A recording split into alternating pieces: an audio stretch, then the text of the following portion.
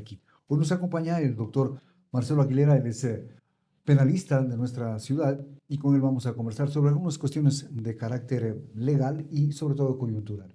Bienvenido, gracias por estar con nosotros. La figura del allanamiento es una figura que está contemplada dentro del COIP. Bienvenido. Buenos días con toda la audiencia de este importante medio. Un gusto estar aquí nuevamente, licenciado Alonso. El allanamiento está contemplado en el artículo 480 del Código Orgánico Integral Penal y siguientes de este cuerpo normativo, y es una figura legal contemplada para poder acceder a domicilios, locales comerciales, lugares de trabajo con autorización judicial en determinados casos para poder recabar elementos de convicción en una determinada investigación. Doctor, ¿cuándo se da el allanamiento? ¿Cuándo se pide, cuándo se da el allanamiento? Sí. A ver, el allanamiento lo solicita por lo general la Fiscalía Ya. en uno de los elementos. El mismo 480 del COIP establece algunas circunstancias en las cuales cabe el allanamiento para poder determinar estos elementos de convicción. Ahora, hay un caso en donde se puede dar cuando existe un delito flagrante y hay una persecución ininterrumpida en este tipo de casos para poder detener a la persona, pero en otros para poder recopilar objetos o evidencias que determinen por lo general o abonen a una tesis de la Fiscalía en la investigación de un hecho delictual. Hay que establecer claramente que se da para esos casos. En el allanamiento interviene la Fiscalía, lógicamente la autorización judicial tiene que existir ahí. A petición de la Fiscalía. A petición de la Fiscalía. ¿La Fiscalía cuándo pide el allanamiento? ¿O en qué momento pide o bajo qué circunstancias pide el allanamiento? A ver, en esta parte hay un poco abierto la disposición del COIP. ¿Por qué? La Fiscalía en ciertos casos debe justificar y decir, a ver, voy a allanar para recopilar objetos que se supone fueron producto de un robo y permanecen en tal lugar. Yo pido que se disponga el allanamiento para ir yo con la Policía Nacional, determinar esos elementos necesarios en nuestra investigación. Hay otros casos en donde tal vez por la urgencia o la premura que lo ha previsto el legislador, se establece que el allanamiento puede ser dispuesto a través de llamadas o mensajes también ordenado, perdón, por el juzgador en este caso. Por el juez. Por el juez. Mediante llamada, sí, mediante mensaje. Llamada, mediante mensaje. Ahí, así lo dispone el 481, el COIP, en casos especiales, lógicamente. ¿Cuáles son esos casos especiales que podrían justificar eso? Esa es la parte muy subjetiva, que tiene que hacer el juzgador un ejercicio de valoración y motivación importante para poder determinar que es necesario dictar la orden en esos casos. Entonces eso ya queda a criterio y a discreción del juzgador que conoce el asunto para disponer el allanamiento. A ver, para ponerlo un poco medio en contexto y para un poco ejemplificar. Hay el seguimiento, digamos, a un camión cargado con droga. Uh-huh. Ese camión llega a un domicilio, a una casa o a un galpón X Uh-huh. y lo guardan al vehículo ahí. Pero se tiene conocimiento de que ese cargamento va a salir después de media hora, después de una hora. Uh-huh.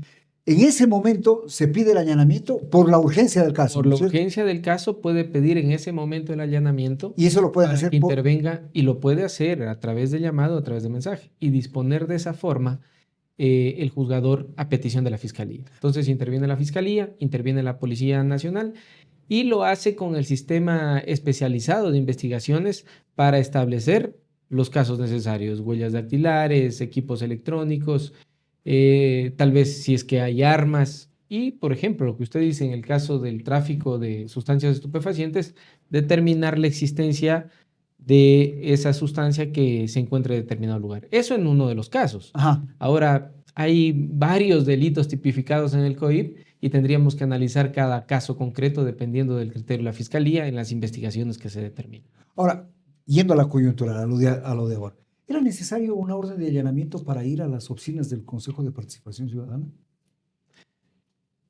Esa es una parte y esa es una pregunta que nos deja en el contexto un escenario coyuntural, pero más que nada político, desde mi opinión. ¿Por qué? Porque no nos olvidemos que el Consejo de Participación Ciudadana es un poder del Estado. Uh-huh. ¿Sí? Y por tanto, a quienes se allanaba en ese momento también eran funcionarios y autoridades.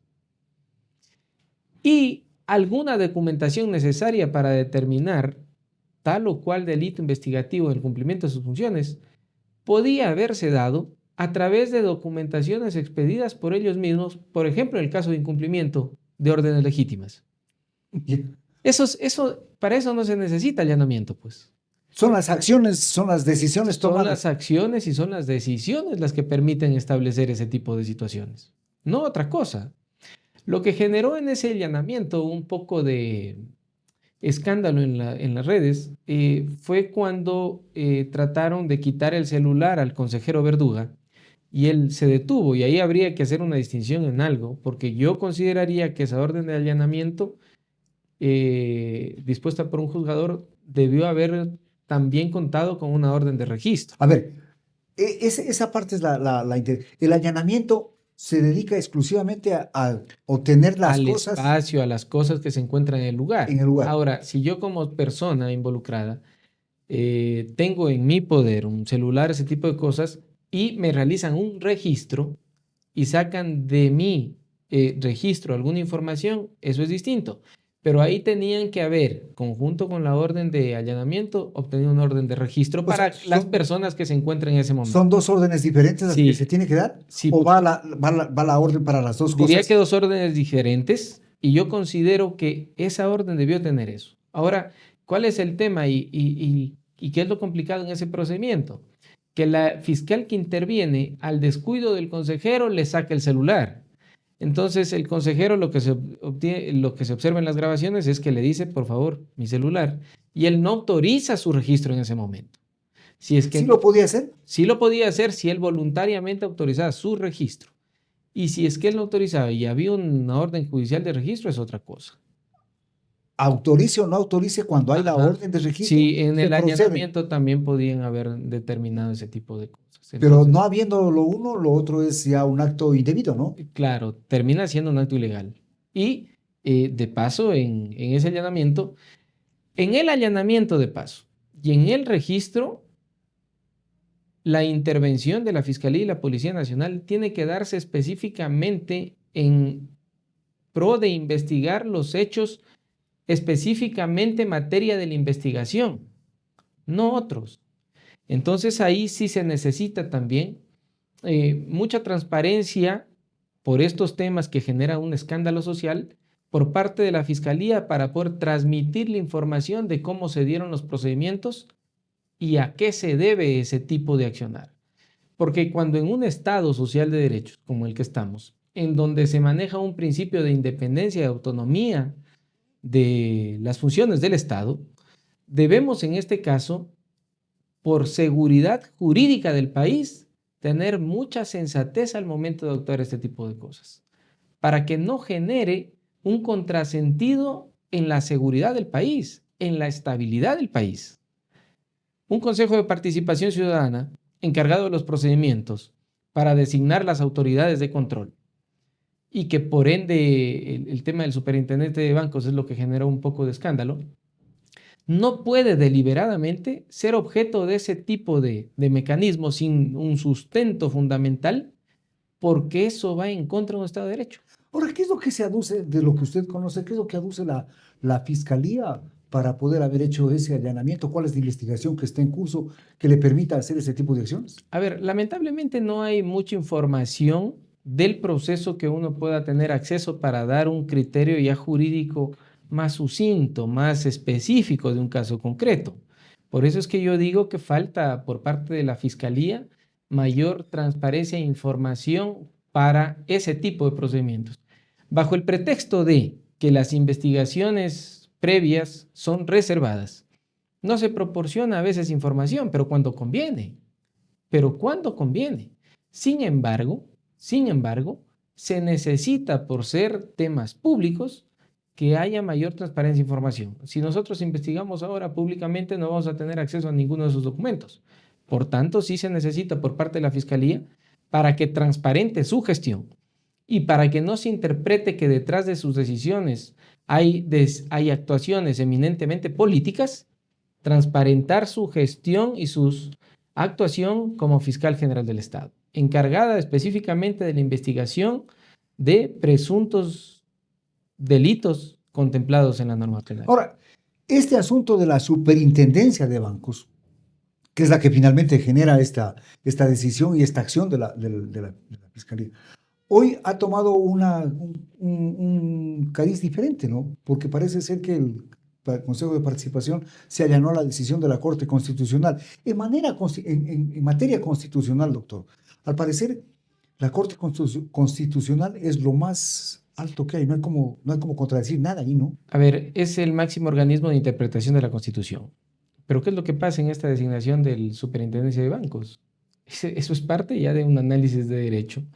Si el Consejo de Participación Ciudadana tomó una decisión, esa resolución estaba en firme. Si la revisó la Corte Constitucional, depende mucho del criterio que haya arrojado la Corte en ese sentido. Todavía no he revisado ningún pronunciamiento de la Corte en ese aspecto. Pero si en base a un análisis constitucional la Corte tomaría otra decisión, pues sería la decisión que habría que respetar. De paso en eso, que la Corte Constitucional queda debiendo por algunos temas que estaban anteriores a esto que tenía que pronunciarse. Por ejemplo, el tema de la designación de la vicepresidenta, No ha dicho nada. que aún no ha dicho nada, y son temas más importantes, porque estamos hablando en un contexto electoral de quién está al frente del país mientras permanezca este proceso. Entonces ahí estamos viendo un poco en una corte que nos ha dado muchas luces con muchos criterios, que ha tenido varias decisiones acertadas en el análisis de los derechos de los ciudadanos, una deuda y un trabajo pendiente que se espera un pronunciamiento oportuno más bien de otros casos anteriores que ameritan más urgencia que de estos que estamos hablando. Doctor, esta visión del accionar de la Fiscalía, a ustedes como abogados en libre ejercicio que están en el día a día de este tipo de casos, ¿no les deja un sabor medio amargo el hecho de que no se está aplicando adecuadamente la ley? A ver, yo he sido siempre un defensor de la autonomía y la independencia de los jueces y de la administración de justicia. Con la entrada en vigencia de la Constitución del 2008, tal vez, mal que bien, la Fiscalía entró a formar parte también de la Administración de Justicia en conjunto y a ser administrada con el Consejo de la Judicatura. Y tal vez ese vínculo reste un poco de independencia a la Fiscalía, porque de alguna forma siente la presión que a través del Ejecutivo y la Judicatura puedan ejercer sobre ella. Pero también es cierto que la Fiscalía General del Estado ha aprendido a jugar un papel político y a dar los pasos en razón como se está dando el escenario político. En estos últimos años ese ha sido el resultado. Sin embargo de esto, yo pienso que es grave y es muy criticable la intromisión del sector político en las decisiones que ha tomado la Fiscalía para poder iniciar o tomar un pronunciamiento en determinados hechos que están bajo su investigación. Y eso ha sido fácilmente demostrable. Entonces, esa intromisión del sector político en las decisiones de la Fiscalía General del Estado y esa coyuntura o ese vínculo de la Fiscalía General del Estado con esos sectores políticos es totalmente nocivo para lo que hablaba hace un momento, un Estado de Derecho y los derechos de los ciudadanos. ¿Puede inclinar la balanza a uno u otro lado? Por supuesto que sí. Y políticamente así se ha visto. O sea, hay una tendencia política marcada, por ejemplo, desde la administración del presidente Moreno, el presidente Lasso y el presidente Noboa, de tener un respaldo o un convenio bajo la mesa con la Fiscalía, porque se ha manejado los procesos de la Fiscalía General del Estado en relación con los procesos más escandalosos que ha tenido el país por los casos de corrupción, en relación con un termómetro político electoral de nuestro país. Ojo, si es que hay un caso de corrupción, debe ser investigado y judicializado. Nadie discute eso, porque es lo correcto.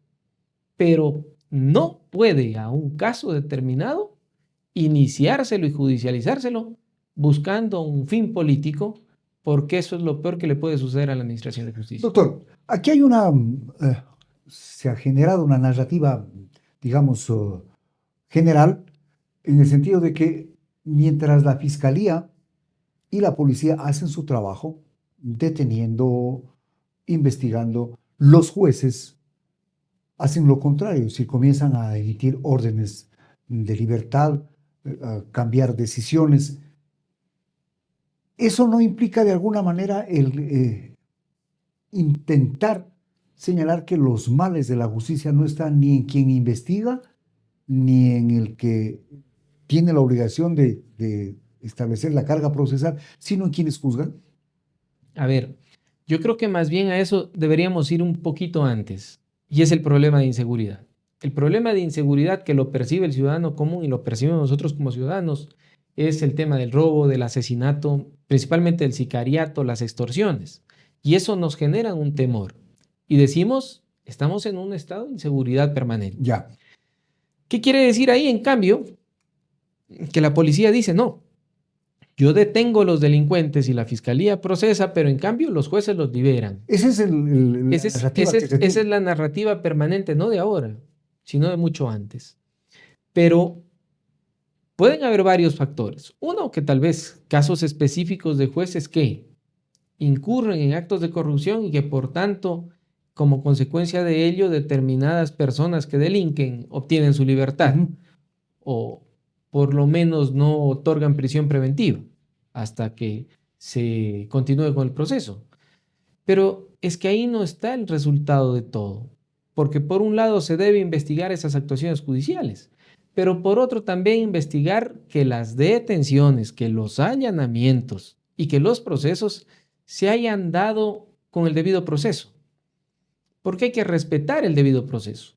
Cuando nosotros permitimos que un Estado expanda tanto el poder punitivo, el poder de control y castigar, y no ponemos un freno, podemos estar allanando el camino para que algún momento ese poder desmedido venga en contra de nosotros. Entonces, lo dicen tratadistas como Zaffaroni, que todos en algún momento hemos cometido algún ilícito, por chiquito que sea, si sea una infracción de Ilícito al tránsito, fin y al cabo. al fin y al cabo. Porque si es que nosotros entendiéramos que la ley penal se aplicara a rajatabla en toda su dimensión, todos tendríamos un antecedente de esos. Y el objetivo está principalmente en la ley y en la Constitución, es en frenar ese poder punitivo que puede estar acompañado de arbitrariedad o irregularidad que violenten nuestros derechos. Por tanto, lo que hace el juzgador, en primer término, es ser garante de los derechos de las personas procesadas o víctimas de un proceso penal que se encuentra en curso. Entonces, como víctima, frente a la víctima, el juez vigila que sus derechos se respeten, violencia sexual, delitos contra la propiedad o este tipo de cosas, y que tenga la garantía de que haya un juzgamiento oportuno y que se garantice también una reparación en caso de comprobarse un ilícito. Como procesado, que en este caso tendrá un juicio justo, que se dé en el debido proceso y que se respete su principio constitucional de inocencia hasta que no tenga una sentencia que así lo ratifique. Para eso está el Estado de Derecho y esa es la labor del juzgador. Para eso tiene que cumplir la policía una labor determinante, haciendo bien un procedimiento, no abusando en la forma que a veces ha abusado, porque hay un antecedente también de eso, y la fiscalía cumpliendo bien su labor en un debido proceso y no politizando su gestión. Ahora, aquí se dice, doctor, por ejemplo, que algunos jueces en su descargo decían, las denuncias no son presentadas con la firma del agredido, o que no reconoce la denuncia después el agredido y que por lo tanto la labor de la policía queda ahí porque sin denuncia no hay cómo juzgar y hay que ordenar la libertad. Sí, puede ser esa parte en el procedimiento, que porque no existe un impulso de la denuncia, dicen, porque no concurre a rendirse versión, no recoja la fiscalía elementos de convicción para continuar con el proceso. Ahora, aquí habría que preguntarse por qué la gente no quiere denunciar. En los casos de delitos como extorsión, sicariato, asesinato también, temas de drogas puede ser, existe el temor de la gente por su seguridad. Y porque tenemos un programa de víctimas y testigos creo que débil. Es muy débil y debe sí ser fortalecido. ¿Por qué? Porque una persona que quiera declarar como testigo o como víctima, en ese caso sostener un proceso todavía manteniendo la denuncia y la acusación, debe sentir el acompañamiento y el respaldo durante el proceso de una policía judicial técnica que asegure su bienestar, su integridad personal y la de su familia. Doctor, le hago una pregunta que es un poco más personal. En su ejercicio profesional, de todos los días, ¿usted encuentra que la policía está lo suficientemente capacitada como para llevar adelante investigaciones que permitan ir con absoluta certeza al juzgamiento de un supuesto autor? A ver, aquí tendremos que hacer una crítica general, no solo en lo netamente establecido a la Policía Nacional, que hay elementos valiosos que cumplen su Por función, supuesto. y hay elementos también que lamentablemente se han dejado corromper. Hace falta una inversión del Estado para poder mejorar técnicamente a la Policía Nacional. Si no me equivoco, la última gran inversión de tecnificar a la Policía Nacional se dio en el 2008-2009, si la memoria no me falla. Adquisición de vehículos, compra de equipamiento, de armamento, ese tipo de cosas. Yo creo que después de eso no ha existido una inversión que permita a la Policía Nacional y también a la Policía Judicial, que es una rama de la Policía Nacional, dotarse de elementos tecnológicos necesarios para fortalecer su trabajo, que eso es importante, eso es importante. Entonces la policía no solo cumple una labor, la labor de perseguir al criminal, no, sino de cuidar al ciudadano. Y la policía tiene que adentrarse o meterse en el chip, meterle a la policía el chip más bien, de que su labor es para proteger al ciudadano, pero sobre todo tratar de determinar técnicamente quién es la persona que ha cometido el ilícito. Ahora, no adentrándonos mucho a estas corrientes del derecho penal que establecen entre el amigo-enemigo, quién se considera ciudadano y no ciudadano por haber delinquido, la labor fundamental del Estado y que no se ha hecho y varios años es en desarrollar políticas criminales suficientes de parte del Estado que permitan en un trabajo a mediano y largo plazo disminuir los niveles de criminalidad y disminuir los niveles de delincuencia, pero quitándole a los grupos de organización criminal su base social. ¿Cuál es la base social de ellos? Los niños y jóvenes que se crían y nacen en sectores desfavorecidos de nuestra sociedad. O en sectores marginales para darles... En sectores marginales en donde no tienen comida, no tienen salud, no tienen la atención estatal. Y ni momentos de recreación, ni nada de eso. Pero por supuesto, yo siempre digo, cuando conversamos estos temas, a un joven o a un adolescente de 14 años que ve que su mamá se prostituye para poder dar el alimento en casa, o que ve que su hermano se enferma y no tiene cómo cubrir esos gastos, ¿cómo exigirle que no tome un arma para que le paguen por hacer determinado hecho o determinado trabajo para que él pueda obtener el dinero necesario? Con el estómago vacío esa gente no puede pensar.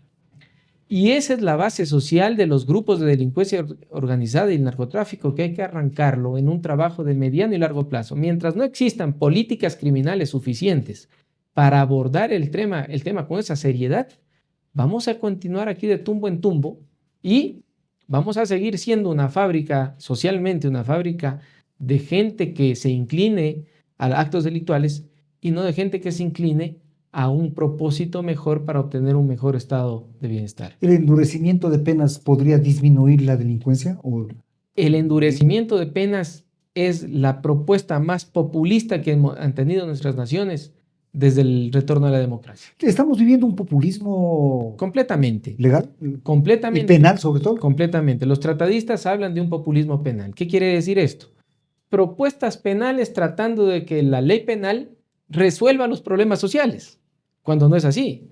La ley penal interviene cuando las otras materias han fracasado en la solución de un problema jurídico y para preservar el orden también con el fin de una pena. Pero en esta parte, si yo propongo como candidato un endurecimiento de penas para solucionar problemas sociales que en décadas no se han solucionado con la misma receta, soy un populista, un demagogo, que no estoy lo suficientemente preparado para resolver esos problemas. Vea usted, escucho a un expresidente candidato a la Asamblea que de la forma más demagógica, como una de sus mejores propuestas, dice implementar la pena de muerte. Sí. Es algo tenaz porque él no sabe de lo que está hablando.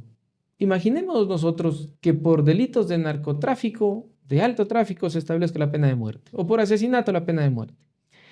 ¿Esto va a dar como resultado que se elimine el narcotráfico? No. ¿Va a dar como resultado que ya no existan asesinatos? Tampoco.